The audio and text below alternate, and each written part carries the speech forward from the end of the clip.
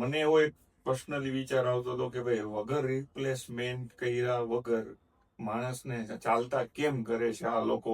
પેલો ક્વેશ્ચન એ મને એરાઇઝ થયો હતો, ખાસ મારે એ જ જોવું હતું. એટલે એના માટે અમે અમદાવાદ આવ્યા, સરને મળ્યા, એ લોકો કેવી રીતે ઓપરેશન કરે છે, કેવી રીતે વિડીયોઝ બતાવ્યા, આટલા વર્ષના એમના જે ઓપરેશન કરેલા છે એના અમને રિવ્યુ મળેલા.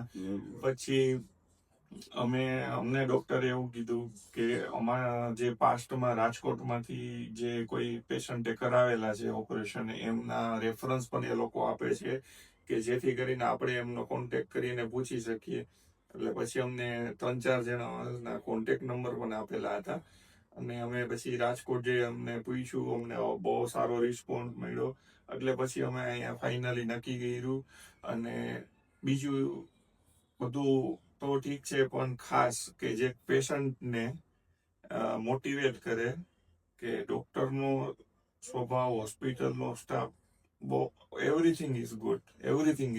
ઘણી જગ્યાએ સ્ટાફમાં ઘણાને પ્રોબ્લેમ આવતા હોય છે, ક્યારેક એવું હોય, પણ ટુ બી ફ્રેન્ક અમે બહુ સેટિસ્ફાઈડ છીએ. અને અમે ભવિષ્યમાં પણ તમારે કોઈને રિલેટિવમાં કોઈને પ્રોબ્લેમ હોય, એક વખત રેસ્ટોની હોસ્પિટલની મુલાકાત લેજો.